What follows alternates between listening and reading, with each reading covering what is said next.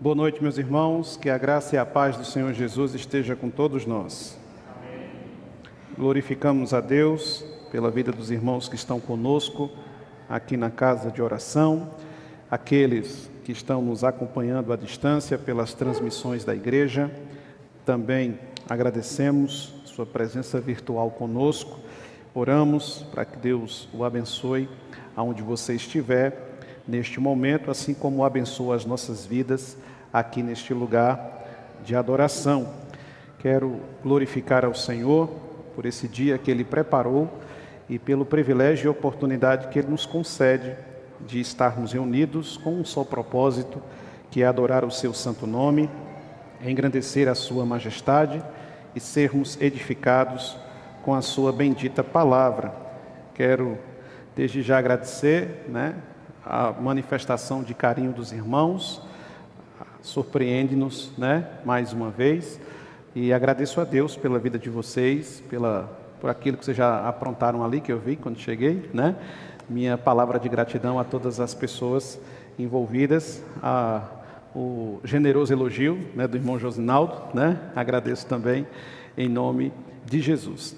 Queridos, vamos abrir a palavra na carta que o apóstolo Paulo escreveu aos Gálatas, no capítulo 3, nós vamos nessa noite fazer a leitura do versículo de número 15 até o versículo de número 22. Carta que Paulo escreve aos Gálatas, capítulo 3, do verso 15 ao verso 22. Conforme você localizar o texto, se você puder, eu o convido a se pôr de pé em reverência à palavra de Deus.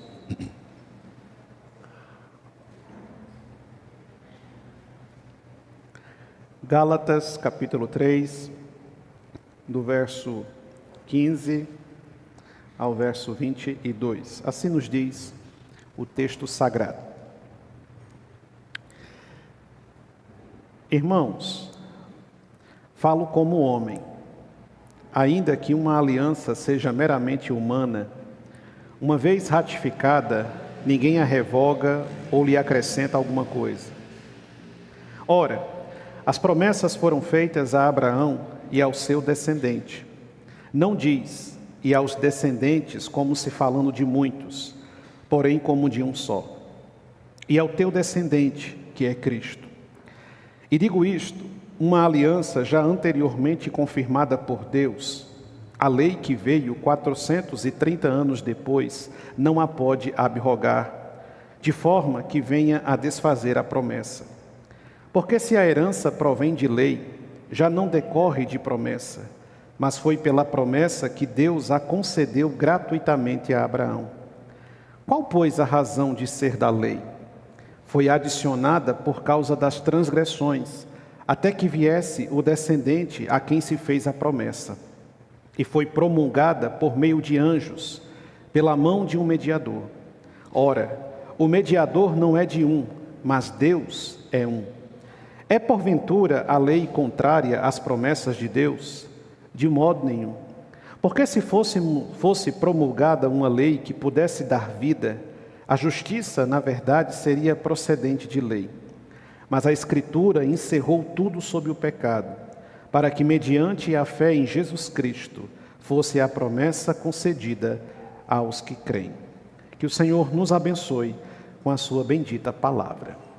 Curve sua fronte, feche seus olhos. Vamos buscar a iluminação do Espírito Santo.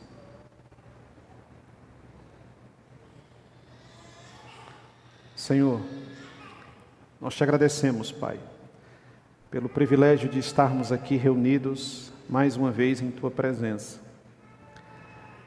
Depois de cantarmos hinos alegres, felizes, de adoração ao Teu santo nome, nesse momento nós temos diante de nós a Sua palavra, e ela é a razão máxima que nos faz estar aqui nessa noite. E cremos que essa palavra é verdadeiro pão que nos alimenta, é verdadeira água que sacia a sede de nosso coração, é mapa, é bússola que nos aponta a direção a seguir. Nesta noite, Espírito Santo de Deus, o Senhor que sonda as nossas mentes e os nossos corações, o Senhor que esquadrinha os nossos passos, o Senhor que tem tratado conosco dia após dia, de maneira individual, pessoal. Nesse momento nós te pedimos, mais uma vez, fala aos nossos corações através da sua palavra. Traz consolo às nossas vidas, traz edificação às nossas almas. Edifica-nos, Senhor. Se for necessário nos corrigir, nos exortar, nos repreender, que assim seja. Mas não permita que venhamos a sair deste lugar da mesma forma como nós chegamos nesta noite. Se aqui entre nós, Espírito Santo, ou a nos acompanhar à distância, houver alguém que ainda não conhece a Cristo como seu único e suficiente Salvador, que nesta noite cadeias venham ser rompidas, muralhas venham ser destruídas e vidas libertas do domínio do pecado para a glória do teu santo nome. Fala conosco, Espírito Santo. Nós queremos ouvir a tua voz. É isso que nós te pedimos, em nome de Jesus. Amém. Podeis sentar, meus irmãos.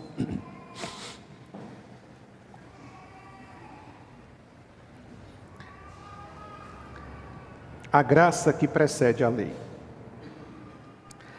Estamos nos aproximando do fim do 3º capítulo de Gálatas. E nesta perícope que acabamos de ler, que antecede as palavras finais do apóstolo, neste capítulo especificamente, temos uma verdade profunda, necessária, mas infelizmente desconhecida de muitos cristãos. O assunto tratado por Paulo não é simples e nem pode ser simplificado, pois sua construção textual apresenta-nos uma verdade máxima que nos faz discernir de uma forma completamente distinta e única o processo de revelação da vontade do Senhor por meio de sua palavra e a dinâmica de Deus em tratar com os seus filhos, com o seu povo e em cumprir suas promessas. Vimos que no início do capítulo 3, Paulo, discutindo com os judaizantes, rebatia os argumentos levantados por estes que se consistiam em pelo menos 2 áreas de pensamento. Diziam eles que os verdadeiros filhos de Deus eram indiscutivelmente filhos de Abraão. E Paulo destruiu esse argumento dizendo que nós somos herdeiros da fé de Abraão, mas não do seu sangue, nem tampouco de sua genealogia. Outros diziam que os verdadeiros filhos de Deus eram aqueles que guardavam a lei e se empenhavam por cumpri-la, aplicá-la e vivê-la em todos os aspectos de sua vida. E Paulo diz que estes também não satisfazem os anseios da lei, pois são incapazes de satisfazer os anseios da lei, de cumprir as exigências da lei, e por isso fracassam nesse anseio de serem guardiões da lei. Seguindo essa mesma linha de pensamento, Paulo agora vai nos mostrar que a lei, revelada por Deus e entregue por Deus aos seus filhos, ainda que continue tendo seu valor, seu prestígio e sua importância, não é a lei que invalidará a promessa de Cristo e a promessa de Deus e a manifestação do Evangelho. E é por isso que nessa noite nós vamos compreender que a graça que nos salvou, a graça que nos regenerou, a graça que nos transformou, esta graça não veio depois da lei, mas ela precede a própria lei. E de maneira muito equivocada, muitos cristãos fazem a seguinte afirmativa: eu não estou mais debaixo da lei, porque eu vivo agora debaixo da graça. Mas nunca houve um único momento em toda a história do povo de Deus que o povo de Deus não estivesse sob a graça de Deus e sob o exercício misericordioso de Deus. O apóstolo Paulo mais à frente irá nos fazer entender o papel da lei e as razões pelas quais ela foi entregue a Israel e ela cumpriu o seu papel. Mas o seu papel não tinha uma finalidade em si própria. O seu papel apontava para algo superior e maior. Uma graça que antevinha a própria lei, uma verdade que estava antes da própria lei, uma verdade que dava sentido à lei e uma verdade que supera a própria lei. E é com base nessa premissa que eu gostaria de pensar com você nessa noite. A graça que precede a lei. E eu quero que você deixe a sua Bíblia aberta em Gálatas capítulo 3. E eu quero percorrer esse texto com você hoje, do verso 15 até o verso 22. E numa primeira fase, porque só iremos concluir esse pensamento no próximo domingo, do verso 23 até o verso número 29. Mas hoje quero pensar com você sobre a graça de Deus que precede a própria lei. A primeira verdade está no versículo 15. E o que é que Paulo nos diz no versículo 15? Irmãos, eu falo como um homem. Ainda que uma aliança seja meramente humana, uma vez ratificada, ou seja, confirmada, ninguém a revoga ou lhe acrescenta alguma coisa. A primeira verdade que a Escritura vai nos ensinar nesta noite é a promessa que foi feita a Abraão. Esta promessa é feita antes da revelação da lei. E essa promessa tem um caráter pactual, ou seja, não pode ser mudada. Não pode sofrer acréscimos nem decréscimos, não pode ser alterada em nenhum dos seus princípios e dos seus estatutos. A Escritura então afirma que Deus fez uma aliança, e essa aliança é feita com Abraão. Não se esqueça, no domingo passado Paulo destruía o argumento dos judaizantes, dizendo que eles não eram guardiões da lei e nem tampouco eles eram filhos de Abraão. E ainda que os fossem, isso já não tinha mais lugar e posição na igreja de Cristo. E agora ele começa dizendo que a aliança que foi firmada com Abraão é uma aliança no caráter pactual. E esse pacto firmado com Abraão é um pacto que antecede a própria lei. A primeira coisa que a Escritura vai nos fazer entender é que o evangelho que nos fora revelado é o mesmo evangelho que fora revelado a Abraão. E este evangelho, e sob este evangelho, Abraão caminhou neste mundo, sendo conhecido e eternizado como o pai da fé. Mas que tipo de fé tinha Abraão? No que ele cria? O que o movia? O que fez ser conhecido como o pai da fé? O que leva seu nome a ocupar um lugar de prestígio na célebre galeria de Hebreus capítulo 11? Não é a inata capacidade de Abraão de crer, pois ele sozinho era incapaz de crer. Mas a Escritura está nos falando que o chamado de Deus para Abraão e a aliança que Deus firma com Abraão é uma aliança pactual. Ou seja, as promessas que Deus fez a Abraão não podiam sofrer alteração, nem mesmo por causa da lei. E aí Paulo começa dizendo, irmãos, eu falo como um homem. E isso não quer dizer que Paulo ele está abrindo mão ou pedindo uma licença espiritual para construir o seu argumento, como se o seu argumento não fosse inspirado por Deus. Pois a Escritura diz que toda ela é inspirada por Deus. E ela é útil para o ensino, para a correção, para a edificação, para a repreensão, a fim de que o povo de Deus viva de maneira gloriosa para as obras que Deus já preparou. Então o que Paulo está argumentando aqui não é algo que brota do seu próprio pensamento, não são as suas elucidações particulares. Paulo não está falando de si mesmo. A expressão original dele falar eu falo como homem é no sentido de trazer um exemplo claro, diário, rotineiro da sua vida comum. Paulo está dizendo, meus irmãos, eu já argumentei com vocês dizendo que nós não somos filhos de Abraão no sentido genealógico. Eu já argumentei com vocês que nós não somos guardiões da lei, como vocês estão dizendo. E agora eu quero usar um elemento simples do dia a dia para vocês entenderem o que aconteceu.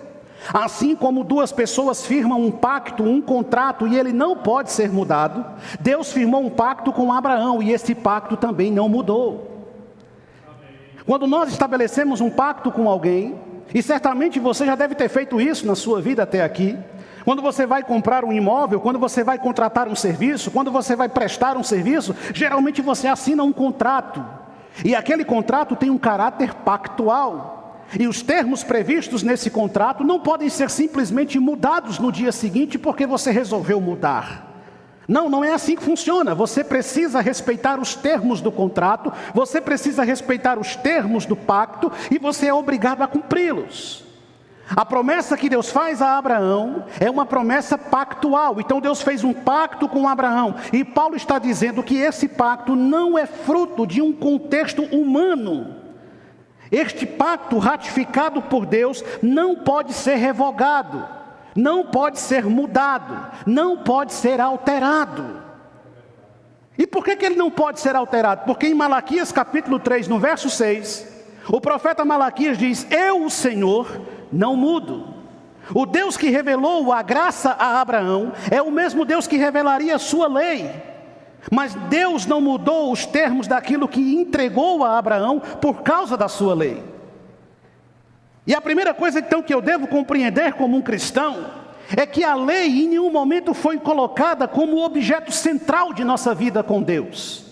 A lei é apenas um aio, ou seja, um escravo que nos leva a compreender com maior clareza a vontade de Deus. Mas a promessa foi feita a Abraão, e essa promessa é pactual. E o que foi que Deus disse a Abraão? Gênesis capítulo 12, versículo de número 3. O Senhor disse a Abraão: abençoarei os que te abençoarem, amaldiçoarei os que te amaldiçoarem, e em ti serão benditas todas as famílias da terra. Deus chama Abraão de Ur dos Caldeus. Deus diz a Abraão: sai da tua terra, do meio da tua parentela, vai para um lugar que eu te mostrarei, de ti eu farei uma grande nação. Deus promete um filho para Abraão, e esta promessa está aqui no argumento que Paulo irá apresentar-nos nessa noite. E quando Deus promete um filho a Abraão, Deus já disse a Abraão: eu abençoarei os que te abençoarem, eu amaldiçoarei os que te amaldiçoarem, e em ti serão benditas todas as famílias da terra. Mas em que sentido todas as famílias da terra serão abençoadas em Abraão? É se elas se tornarem judias e seguidoras da lei de Moisés? É se elas migrarem para Israel e viverem em Jerusalém, e visitarem o santo templo e fazerem sacrifícios? Será que elas serão benditas em Abraão se elas observarem os costumes dos judeus, guardarem as festas sagradas do judaísmo, praticarem as orientações sanitárias do judaísmo, o padrão diético do judaísmo ou qualquer outra coisa proposta na antiga aliança? Será que nesses termos elas serão benditas em Abraão? Não. Em que sentido elas serão benditas em Abraão?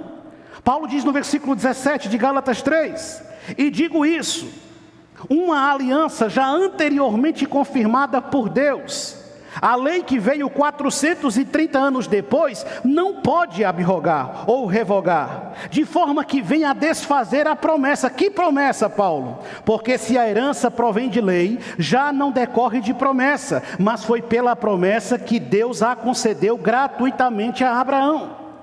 Perceba que Paulo vai construindo um argumento sem antes explicitar do que ele está falando. Primeiro ele diz que o que Deus fez com Abraão foi algo pactual. O que Deus afirmou para Abraão tinha um caráter solene e não iria mudar jamais, nem tampouco nos dias da lei. E agora Paulo está dizendo que a lei que surge, ela não surge para sufocar a promessa, mas ela surge para servir a promessa. A lei que surge não surge para revogar os termos do pacto, mas surge para servir os propósitos do pacto. E então Paulo é muito claro ao dizer que a herança que provém, ela não provém da lei. Por quais razões? Porque a promessa que Deus fez a Abraão, ele fez 430 anos antes de Moisés receber as tábuas dos 10 mandamentos. Abraão viveu sobre uma promessa. Isaac, Jacó viveram sobre uma promessa. Israel passou 400 anos no Egito, no cativeiro, vivendo sob uma promessa. Não havia lei, não havia estabelecimento da lei. E Paulo está provocando os judaizantes e a consciência dos gálatas, querendo levá-los a pensar sobre a natureza do Deus a quem eles servem. Então quer dizer que Abraão não serviu verdadeiramente o Senhor? Então quer dizer que Isaac e Jacó não serviram ao Senhor? Quer dizer que todas as gerações que viveram no Egito durante 400 anos morreram e foram destruídos porque não serviram ao Senhor sob a égide da lei? Evidentemente que não, porque a herança não provém da lei, a herança provém da promessa, a promessa que Deus fez gratuitamente. A expressão original fala de graça. O que Deus prometeu a Abraão foi de graça. O que Deus disse a Abraão não tinha custo. O que Deus diz a Abraão é de forma generosa, gratuita. E é por isso que em João capítulo 1, versículo 17... o Senhor Jesus Cristo disse: porque a lei foi dada por intermédio de Moisés, a graça e a verdade vieram por meio de Jesus Cristo. Você entende? A lei veio através de Moisés, sim, mas a lei não salva, mas a lei não transforma, mas a lei não muda, mas a lei não regenera. E em que nós encontraremos regeneração e graça? Aí a Escritura diz: a graça e a verdade veio por meio de Cristo. E quais são os termos do pacto que Deus faz com Abraão? O que Deus promete para Abraão? Não é fazer dele um homem rico, próspero e abastado. Não é só isso. Não é fazer dele uma grande e poderosa nação. Não é somente isso. É evidente que não. Olha o que diz o versículo 19. Qual, pois, a razão de ser da lei? Aí Paulo diz: foi adicionada por causa das transgressões, até que viesse o descendente a quem se fez a promessa, e foi promulgada por meio de anjos pela mão de um mediador. Ok, se a lei não salva, se a lei não regenera, se a lei não anula o pacto que foi feito com Abraão, então para que danado Deus revelou a lei? Para que serve a lei? Por que tem uma lei na sua Bíblia? Por que o livro de Levítico está na sua Bíblia? Por que os 5 primeiros livros estão na sua Bíblia e o Pentateuco de Moisés? Por que Deus revelou isso então ao povo dele? Por que Deus colocou essas coisas como princípios perpétuos que deveriam ser observados pelos seus filhos? Lá no pé do Monte Sinai, quando o Senhor revela a lei a Moisés, já que não foi para anular o que ele disse a Abraão, então qual é a finalidade, qual é o propósito? O próprio apóstolo Paulo explica: a lei foi revelada por causa das pessoas que são extremamente boazinhas, muito boas, gente da melhor espécie e qualidade, está no meio do povo de Deus. São pessoas maravilhosas, extraordinariamente boas. Foi por isso que Deus revelou a lei. É isso que está escrito aí na sua Bíblia? Não. Na Bíblia está escrito que Deus revelou a lei por causa das transgressões, maldade, perversidade, pecaminosidade, natureza caída, ruindade e toda sorte de obras pecaminosas. Deus revela a lei por causa disso, porque o ser humano precisa de freio, e a lei tem um propósito. Primeiro, é nos trazer o freio. Segundo, é nos revelar o caráter de Deus. Terceiro, é nos fazer perceber nossa incapacidade de agradar a Deus. E quarto, nos fazer discernir o Deus a quem nós servimos. Para que Deus revela a lei? Não é para anular o que ele disse a Abraão. Não, o que ele disse a Abraão continua valendo, até agora. E nós vamos entender isso. Mas Deus revela a lei por quê? Porque o seu povo precisa de freio. Se Israel passa 400 anos no Egito, Israel está ali sofrendo, amargando, padecendo. Deus levanta Moisés, tira o povo do Egito, chega no pé do monte, sobe lá em cima para orar ao Senhor e para receber as tábuas dos mandamentos. Moisés demorou 40 dias, diz o livro do Êxodo. O que acontece lá embaixo? Todo mundo ficou reunido, cantando os salmos e hino em hebraico, ouvindo a pregação de Arão, tudo harmonioso, na maior paz e harmonia, satisfeito, louvando a Deus e com muito regozijo no coração. É isso que diz na sua Bíblia? Não, o que o povo fez?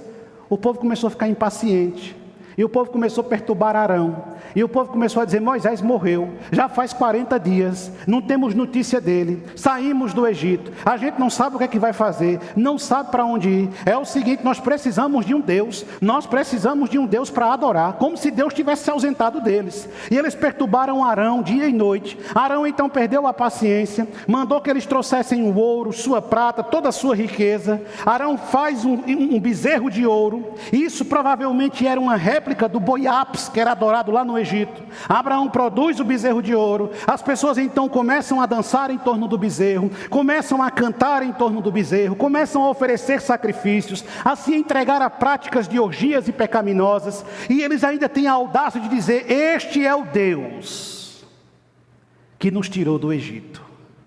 O povo que viu Deus enviar 10 pragas para humilhar o Egito. O povo que viu Deus abrir o mar vermelho para eles atravessarem a pé enxuto. O povo que viu uma coluna de fogo que detinha os cavaleiros do faraó. Este mesmo povo, porque Moisés demorou 40 dias no alto do monte, faz um bezerro de ouro e diz: este é o Deus que nos tirou do Egito. O povo de Deus precisa de freios. E aí quando Moisés desce, o que eu acho mais extraordinário é o argumento de Arão. Pense numa cara lisa. Ô caba da cara lisa. Moisés chega, Arão, o que aconteceu aqui? Aí Arão olha para Moisés, eu não sei o que aconteceu. Eu joguei o ouro dentro do fogo, saiu esse bicho aí. Sabe aquela cara de pastel? Eu não sei, pastor, o que aconteceu? Eu só sei que foi assim, é o Chicó. Eu só sei que foi assim. Só sei o que aconteceu.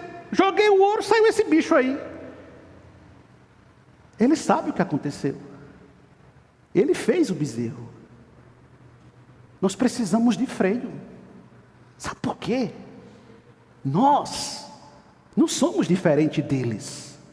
Nosso coração é ávido pela desobediência ao Senhor. É muito fácil desobedecer Deus. É muito tentador ir no caminho contrário àquilo que o Senhor tem nos ensinado na sua palavra. Não precisa fazer força para desobedecer Deus. É só deixar a coisa acontecer de acordo com o seu coração. E é por isso que Deus revela a lei, para mostrar ao seu povo que eles não podem fazer as coisas do jeito que eles querem. Como é que começa Êxodo capítulo 20? Antes do Senhor falar os 10 mandamentos, Ele começa dizendo, eu sou o Senhor teu Deus, que te arrancou da terra do Egito. Então Deus está dizendo para Israel, eu tenho autoridade para exigir de vocês obediência, porque eu tirei vocês do Egito. Ele nos tirou do pecado, Ele nos tirou da escuridão, Ele nos tirou das trevas, então Ele pode nos dizer o que Ele quer de nós sim. Ele pode. E é assim que Ele começa revelando sua lei, porque o seu povo é desenfreadamente tendencioso ao pecado. É assim nos dias de Abraão, é assim nos dias de Paulo, e é assim nos dias de hoje.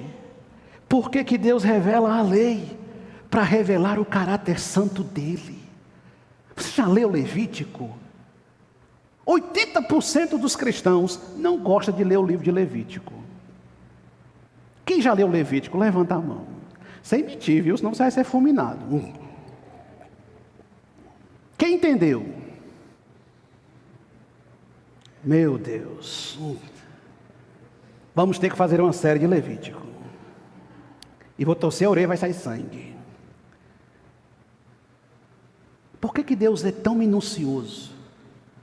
Deus pensa nos detalhes da roupa do sacerdote. Deus diz como tem que ser a decoração do templo. Deus diz que instrumentos tocam no seu culto. Deus diz como deve ser o sacrifício. Deus diz como se derrama o sangue pelo pecado e como se traz a oferta de libação de gratidão. Deus diz quem pode adentrar sua presença. Deus diz quem fica de fora da sua presença. Deus é detalhista na construção da arca, nos querubins que estão sobre ela. Deus é extremamente minucioso em toda a revelação de sua lei, porque a sua finalidade, o seu propósito é mostrar como Ele é perfeito e santo. É por isso que Deus revela a lei, para a lei nos revelar esse Deus gracioso.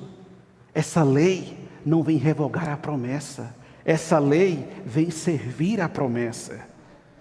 E aí Paulo continua, essa lei é revelada por causa da transgressão, até que viesse, aqui está a chave dessa perícope, até que viesse quem? Os descendentes, não é isso? Não, até que viesse o singular, o descendente. O descendente. Que descendente? Vamos descobrir. Ela é revelada até que viesse o descendente. A esse descendente se fez a promessa. E foi promulgada por meio de anjos, pela mão de um mediador. Está falando da lei. Paulo então está começando a construir a luz que ilumina o centro da promessa feita a Abraão.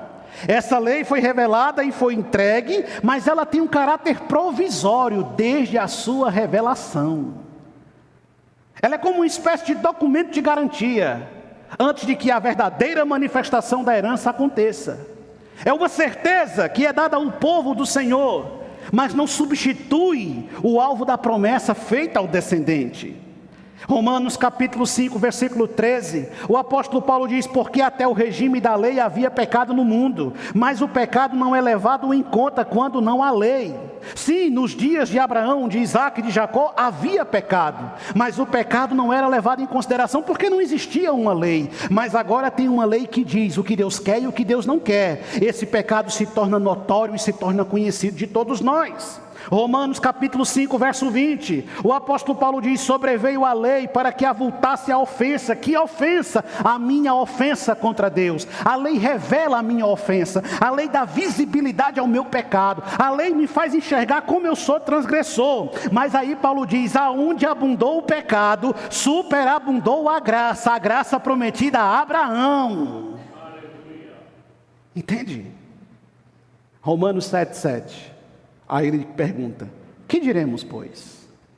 É a lei pecado? Claro que não. Mas eu não teria conhecido o pecado, senão por intermédio da lei. Pois não teria eu conhecido a cobiça, se a lei não dissesse: não cobiçarás. A lei não substitui a graça. E a lei não está recheada de pecado, mas foi por meio da lei que eu entendi o que é pecar. Isso aqui é muito simples da gente entender. Como é que é a sua vida? Você estaciona na vaga que tem lá um símbolo de uma pessoa deficiente? Estaciona? Por que você não estaciona? Porque existe o quê? Existe uma lei. E a lei diz para você que ali não pode estacionar, a menos que você atenda aquela exigência da lei. Não é assim? Você avança no sinal vermelho, só de vez em quando está atrasado para o culto, né? Mas você não avança. Por que você não avança? Porque existe uma lei. Você não mata. Por que você não mata? Você tem vontade de matar de vez em quando. Você não tem vontade de matar de vez em quando? Claro que você tem, eu tenho, você tem. Mas por que a gente não mata? Porque existe uma. Se a gente matar, acontece o quê? Vai ser preso. E por que a gente sabe que não pode matar? Porque a lei nos disse que matar é errado. Entende? Você tem alguma necessidade, mas por que você não vai lá e pega? Porque a lei diz que você não pode pegar o que não é seu. Entende? Por que Deus revela a lei? Qual é o objetivo da lei? É por meio da lei que eu conheço a natureza do pecado. É por meio da lei que eu vou discernindo a vontade de Deus para a minha vida e os freios de Deus para a minha caminhada. E Paulo diz: é por causa da lei que eu conheço a transgressão, que muitas vezes havia em minha vida e eu a ignorava por desconhecimento. Sim, eu pecava por ignorância, mas quando eu li na lei que aquilo desagradava a Deus, eu deixei de fazer aquilo. E se eu insisto em fazer aquilo, eu sou réu da lei. É isso que Paulo está dizendo. Entende? O objetivo da lei não é suprimir, não é sufocar, não é matar, não é destruir. Não, o objetivo da lei é nos fazer entender quais são as nossas culpas e os nossos erros, os nossos pecados e as nossas transgressões. Mas essa lei é condicionada a uma promessa que foi feita a um descendente e não a vários descendentes. E Paulo continua avançando na sua perspectiva. E no versículo 20 ele nos mostra que a lei é menor do que a graça, pois a lei exige um mediador humano. O evangelho é maior, pois a oferta do evangelho nos traz um mediador divino. Aí ele diz no versículo 20: ora, o mediador não é de um, mas Deus é um. Sim, a lei foi entregue por meio de um mediador. Quem era o mediador? Quem foi que subiu no monte para receber a lei do Senhor? Foi Moisés. Lembra? O povo diz: olha, a gente quer ver Deus falar. Aí quando Deus falou a primeira vez, o povo diz: Deus nos livre, a gente quer que Deus fale com você e você fala com a gente. Porque o negócio é pesado, é bronca grande. Moisés é um mediador que traz a lei. E a lei exige um mediador humano. No templo precisa de um mediador. Quem é o mediador? O sacerdote, que vai lá e sacrifica, que derrama o sangue do animal, que asperge sobre você, que se volta para Deus, que ora a Deus pedindo por você. Uma vez por ano o sumo sacerdote entra no lugar santíssimo, oferece sacrifício e clama pelo perdão de toda a nação. Ele intercede pela nação. Sim, a lei exige um mediador que ocupe o espaço entre você e Deus. Mas a promessa que foi feita a Abraão não teve um mediador. Não teve um Moisés a quem Deus falou para falar para Abraão. E Paulo diz, Deus falou direto com Abraão. E é por isso que a promessa pactual que foi feita a Abraão é superior à lei que foi revelada a Moisés. Israel recebeu aquilo que Deus ouviu de Moisés. Abraão ouviu da boca do próprio Deus: eu te abençoarei e em ti eu farei benditas todas as famílias da terra. A lei exige um mediador. A lei precisa de um intermediário. O Evangelho não. O Evangelho não precisa de um mediador humano. Não, o pastor não é a figura sacerdotal. Tem gente que pede oração ao pastor como se a oração dele não servisse. Ai, pastor, ore por mim, que quando o senhor ora o negócio é diferente. Eu não sei por quê. Porque a minha oração tem o mesmo valor que a sua. Amém? Eu oro por você. E você tem que orar por mim. Mas você não pode achar que o pastor é aquela figura mediadora, que vai até Deus, falar com Deus, porque quando você falou, Deus não atendeu. Aí quem sabe o pastor, Deus atende. Eu pedi e o Senhor não deu atenção. Quem sabe se o pastor Luiz pedir, Deus vai atender. Não é assim não. Nós não precisamos de um mediador humano. Nós não necessitamos mais de um mediador que ocupe esse espaço entre nós e Deus. Sabe por quê? Porque o próprio Deus se fez mediador entre nós e Ele. Jesus Cristo, o único mediador. É a excelência da promessa, dessa promessa superior, e mais elevada, e mais sublime. O Evangelho é maior porque nos oferta um mediador divino. A lei é menor porque nos traz um mediador humano. E não há necessidade dessa relação mediadora, porque Deus é um só. Não existe um Deus dos judeus e um Deus dos cristãos. Não existe um Deus da lei e um Deus da graça. Uma vez uma pessoa me abordou na porta: pastor, eu gosto só de ler o Novo Testamento. E eu não vou nunca mais ler o Velho Testamento. Eu disse, por quê? Porque o Velho Testamento só tem pancada, briga, confusão, sangue, morte, chacina, fogo, destruição. E no Novo é uma beleza, é só graça. É João chamando o povo de filhinho, é outro dizendo Deus é amor, e é tudo uma maravilha. Eu só quero saber do Novo. Mas não existe o Deus do Novo e o Deus do Velho. O Deus que revelou a antiga aliança é o mesmo Deus que revelou a nova aliança. O mesmo Deus que trouxe a lei é o Deus que falou com Abraão. É o Deus que mandou Jesus para cumprir a lei e glorificar seu nome. Aí Paulo está dizendo, Deus é um só Deus. Um único Deus. Não existe 2, 3, 4, 5 deuses. Não existe o Deus tirano do Antigo Testamento e o Deus bonachão do Novo Testamento. Não. É o mesmo Deus. O que aconteceu com Ananias e Safira quando chegaram no culto da manhã? Chegaram para cultuar e o culto virou o quê? Uma cerimônia fúnebre. Porque Deus matou Ananias. Aí depois Deus foi e matou Safira. Eita, Deus mata. Cuidado. Terrível coisa é cair nas mãos do Deus vivo. Ih, rapaz. Entende? O único Deus. E o Senhor deixou isso muito claro em Deuteronômio capítulo 6, o verso 4. E em Deuteronômio capítulo 6, o verso 4, está a primeira confissão de fé da história. E o que diz Deuteronômio 6, 4? Ouve, ou escuta, Israel, o Senhor é o nosso Deus, único é o Senhor.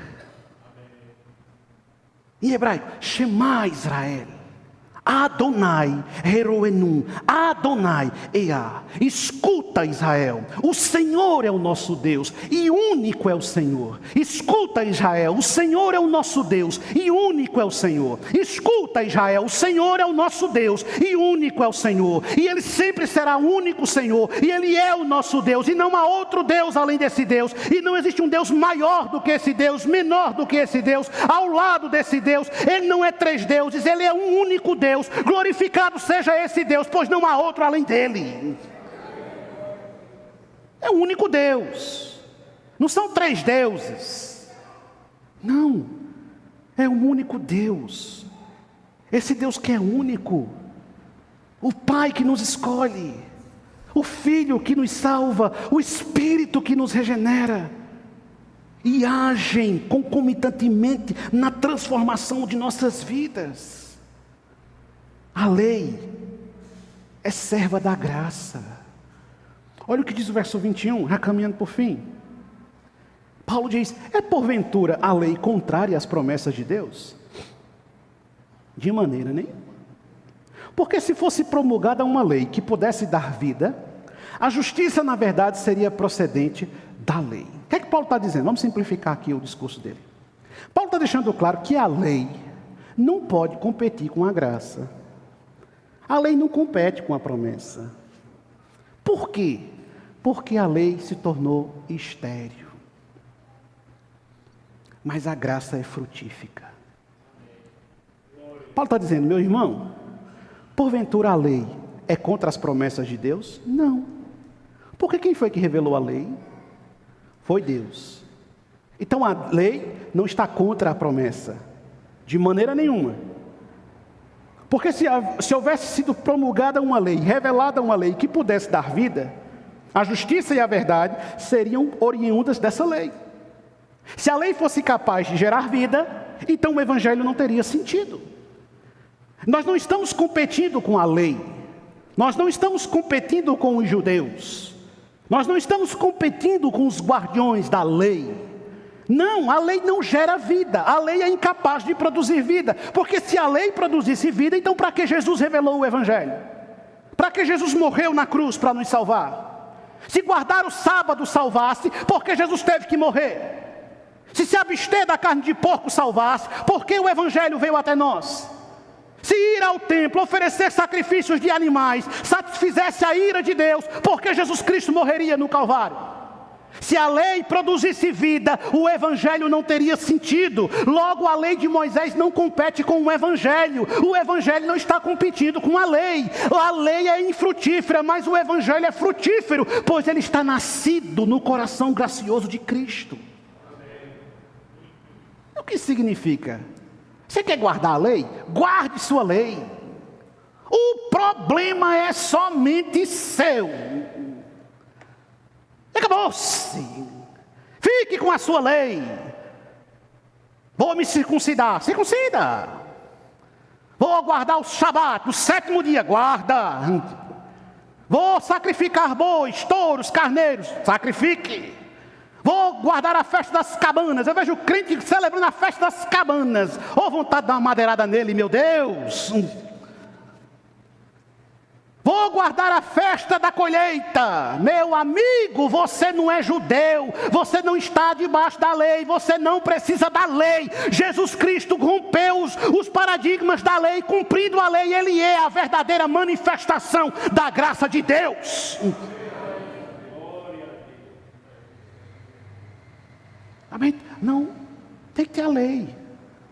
Vamos guardar a lei. Aí eu vejo o pastor usando kippah. Você sabe o que é kippah? É uma cuia na cabeça aqui assim. Aí o pastor usando estola sacerdotal. Aí começa o culto tocando o chifre do carneiro, chofar. Bam, bam. É para os bodes velhos ouvir e vir correndo atrás. Aí pega uma arca, bota no ombro de 4 cabras vestido com uma manta branca. E o pior de tudo, Jesus Cristo, chama aquilo de levita. Aí eles entram carregando a arca e o outro tocando, bom, bom, e lá vem a arca. Aí bota a arca aqui na frente. Aí acende uma menorá. Aí tem a bandeira de Israel. Isso tudo não tem necessidade de serventia.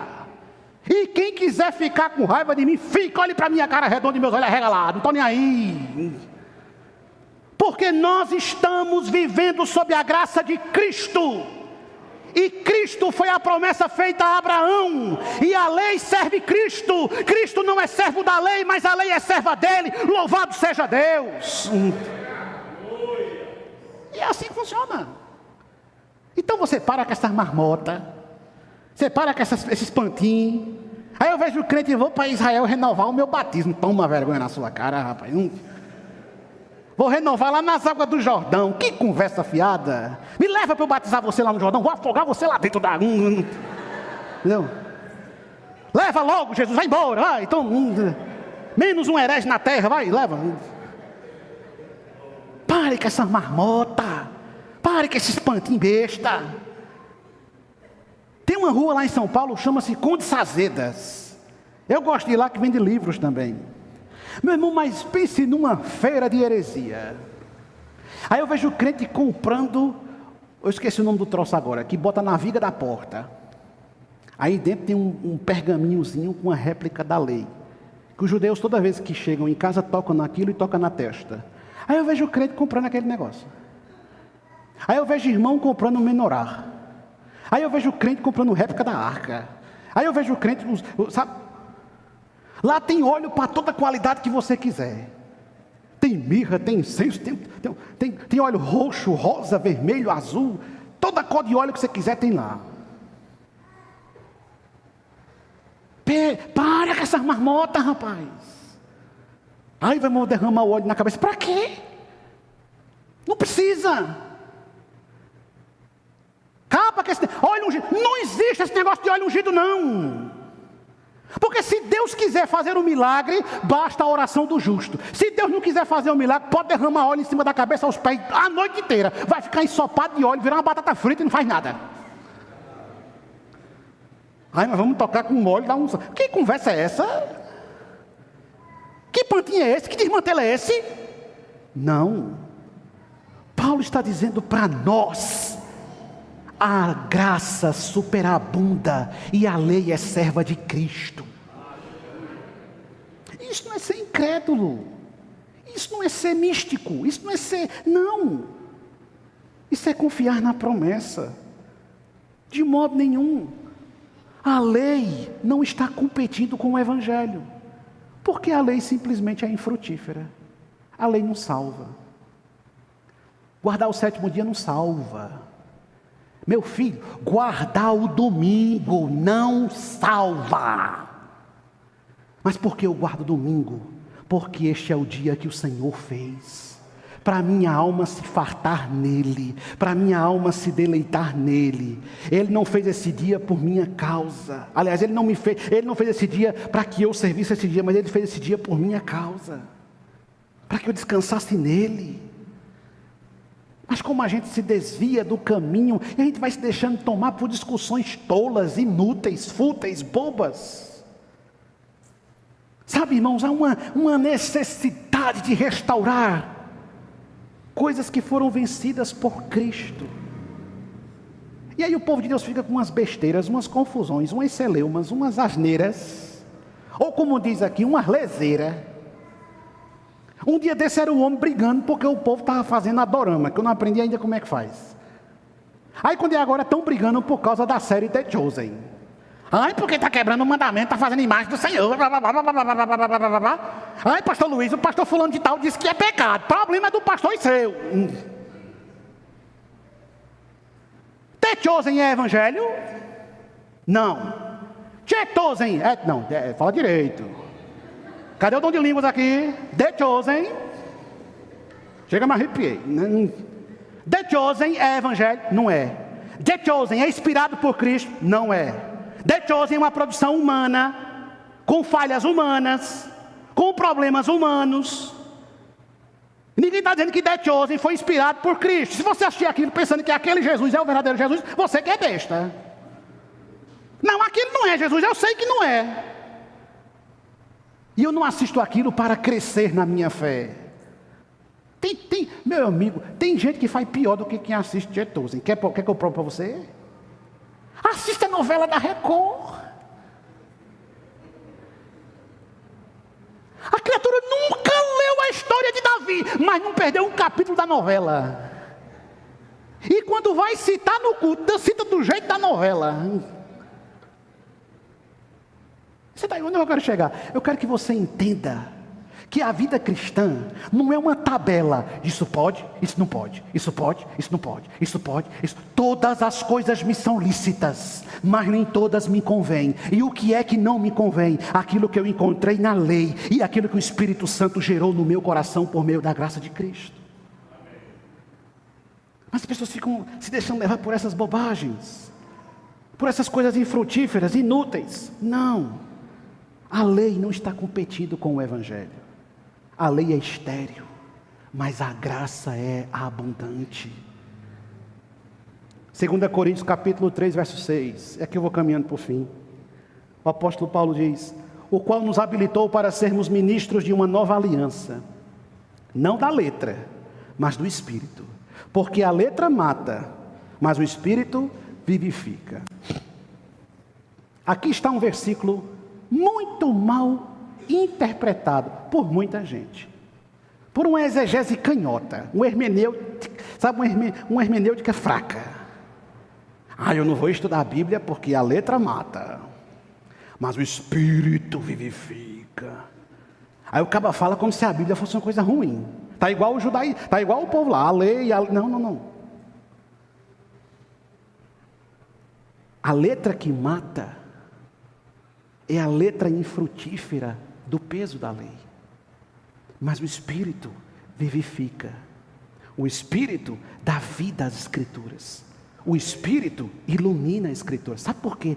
Do Gênesis ao Apocalipse, não tem um único parágrafo nessa sua Bíblia aí, que não foi inspirada por Deus. E esse livro não está nas nossas mãos para nos matar. Esse livro está nas nossas mãos para nos dar vida. Mas ele só gera vida em nós, por meio da graça e operosidade do Espírito. 10 virgens, 5 prudentes, 5 nércias. Qual é a característica das prudentes? Elas tinham duas coisas. Elas tinham uma lâmpada e elas tinham azeite. Lâmpada para os meus pés é a tua palavra, diz o Salmo 119. Luz para o meu caminho. Azeite, símbolo do Espírito, da graça do Espírito, da comunhão do Espírito. Uma verdadeira igreja anda de mãos dadas com a Bíblia e anda cheia do poder do Espírito Santo. Porque não existe poder do Espírito se não houver fidelidade à Bíblia. Não existe demonstração da graça do Espírito se não houver pregação fiel da Escritura. Não tem. É preciso que haja as duas coisas. E para concluir, Romanos 7,10, o apóstolo diz: e o mandamento que me fora para a vida, verifiquei que este mesmo se tornou para mim morte. A lei não gera vida. A lei só gera morte.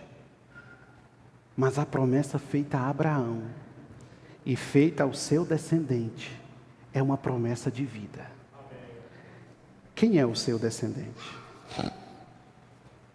Não é Isaac, não é Jacó, não é Esaú, Levi, Rúben, Simeão ou qualquer um dos outros 12. Não é Ezequiel, não é Moisés, Arão, Daniel, Samuel, Davi, Esaú, Saul, Ezequias, Esdras, Neemias. Não são esses os descendentes a quem se fez a promessa. O descendente é aquele que nasceu na casa de Judá, aquele que nasce na família de Davi, aquele que tem a raiz de Jessé, aquele que estava antes de todas as coisas, aquele que permanece depois de todas as coisas. A promessa feita ao teu descendente, Jesus Cristo de Nazaré, Jesus, filho de Maria e de José, Jesus que era da tribo de Davi, Jesus que pertencia ao povo de Judá, Jesus que estava dentro da linhagem de Abraão. Sim, é nele que todas as famílias serão benditas nessa terra. A promessa foi feita antes da lei, e a promessa falava de Jesus Cristo. E lá no Gênesis, quando o primeiro homem e a primeira mulher pecaram contra Deus e desobedeceram o seu mandamento sagrado e comeram do fruto que o Senhor havia lhes proibido de comer, quando foram expulsos do jardim, e a humanidade estava sentenciada à destruição e ao opróbrio eterno, e não havia mais esperança ou porta que pudesse se abrir. A Escritura diz no livro do Gênesis, na primeira composição da revelação sagrada, que o Senhor enviaria alguém que seria descendente de uma mulher, e este alguém pisaria na cabeça da serpente e a esmagaria com poder e autoridade. É a primeira profecia messiânica a respeito de Jesus Cristo. Sim, a lei em toda a sua construção aponta-nos para o Cordeiro de Deus que tira o pecado do mundo. Se o tabernáculo era perfeito, é porque Cristo é perfeito. Se o sacrifício pelo pecado era perfeito, é porque Cristo é perfeito. Se as ofertas de libação eram perfeitas, é porque Cristo é perfeito. Cristo é maior do que a arca, Cristo é maior do que as tábuas dos mandamentos, Cristo é maior do que o tabernáculo nos dias da peregrinação, Cristo é maior do que o templo. Aqui está quem é maior do que o templo. Cristo é maior do que Abraão. Cristo é a esperança na qual Abraão creu todos os dias de sua vida. Foi olhando para Cristo que Jacó morreu, foi olhando para Cristo que Isaac partiu, foi olhando para Cristo que os profetas profetizaram, foi olhando para Cristo que todos viveram na antiga aliança e foram resgatados pelo sangue de Cristo e lavados no poder de Cristo, estarão naquele glorioso dia. A lei não pode condenar, porque a graça superabunda a lei. Bendito seja Deus, pois sua graça estava no princípio, está no meio e está no fim. Louvado seja Jesus Cristo. É a sua graça, é a maravilhosa graça, é a singular e extraordinária graça, é a poderosa e operosa graça. Sim, a promessa feita ao teu descendente Abraão. Aqueles que creem no teu descendente serão feitos teus filhos e serão benditos em todos os cantos da terra. Não é o judeu Abraão, não é o judeu Moisés. Abraão nem judeu era. Onde é que Deus chama Abraão? Chama ele na Mesopotâmia, em Ur dos Caldeus. Abraão não era judeu, mas aquele que dele nasceria, nele serão benditas todas as famílias da terra. Abençoarei os que te abençoarem, amaldiçoarei os que te amaldiçoarem. Em ti serão benditas todas as famílias da terra. Meu querido irmão, não insista com a lei, porque a lei não tem nada para oferecer a você. Não é guardar dias, não é se restringir de certos alimentos, não é observar certas festas, não é essas coisas que nos fazem cristãos. Não. O que nos faz verdadeiros cristãos é a fé no descendente de Abraão. A promessa feita a Abraão era uma promessa pactual. A lei é serva de Cristo. A lei não está acima de Cristo. E é por isso que Paulo diz aos judaizantes: vocês esqueceram que a graça precede a lei. O que te condena é o pecado. O pecado que você conhece através da lei. Mas o que te salva não é a observância da lei. O que te salva é a graça de Jesus Cristo. É o amor de Cristo. Mas quantos de nós estamos vivendo presos, algemados a coisas da lei, achando que somos bons? Esses dias eu disse para um: você é mau. Aí ele respondeu: eu não sou mau porque eu tenho o Espírito Santo.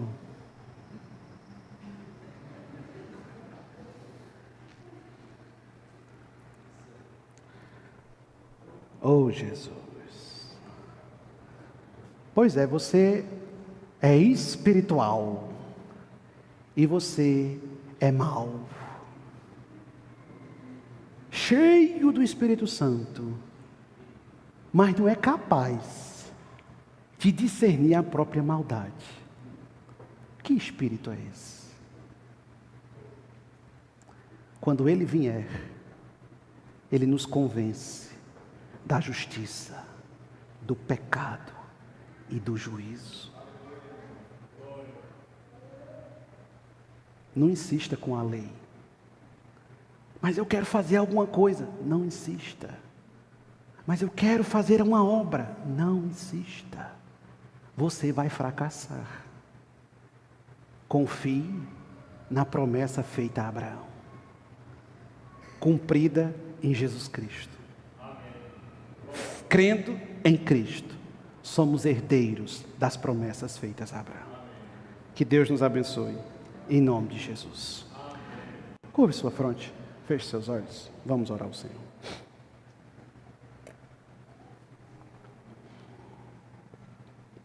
Querido Deus, Senhor, nós queremos engrandecer Teu nome nesse momento. Porque, Senhor, é maravilhoso Te conhecer. É extraordinário saber que a Tua doce e preciosa graça alcançou-nos, encontrou-nos, quando vivíamos debaixo do jugo da escravidão. Em nossa ingenuidade, Senhor, não foram poucos os momentos em que nos deixamos levar pela sedução do nosso coração, acreditando que alguma coisa que nós fizéssemos iria contribuir para a nossa justificação. Quem sabe, Senhor, nós nos apegamos a exigências da lei, nos agarramos a símbolos, a objetos que considerávamos sagrados, especiais, importantes e de alguma forma necessários para termos um relacionamento contigo. Todas essas coisas foram vãs, todas essas coisas falharam, e não foram poucas as vezes que nos vimos fracassados, humilhados, caídos e vencidos pelo nosso próprio pecado, Senhor. Ó Espírito Santo, o Senhor nos conhece, o Senhor nos sonda, o Senhor nos escolheu antes da fundação do mundo, antes mesmo da promessa ser feita a Abraão. O Senhor já nos via, o Senhor já nos chamava, o Senhor já nos nomeava. Glorificado seja Teu nome, Senhor. Nós Te agradecemos pela lei que nos faz entender quem somos. E o que é que nós somos, Senhor? Nós não passamos de miseráveis, de pecadores. Nós não passamos, Senhor Deus, de criaturas vãs, desprezíveis. Não existe em nós bondade própria, Senhor. Tu conheces o nosso coração. Tu sabes, Tu enxergas os cantos mais obscuros de nossa alma. Tu penetras e Tua palavra é capaz de separar juntas e medulas, dividir a alma do Espírito. Ó Espírito Santo, nós Te agradecemos porque na lei nós vimos a nossa fragilidade, nós vimos a nossa incapacidade, e quando sucumbíamos no desespero do fracasso, nós ouvimos o doce chamado da graça, da doce e preciosa graça, que nos dizia: eu cumpri a lei, eu satisfiz a lei, eu paguei o alto preço, a cédula foi rasgada, o véu foi rompido. Eu subi a um madeiro para a vergonha, mas eu desci do madeiro vitorioso, triunfante, glorioso, como quem de fato agrada a Deus.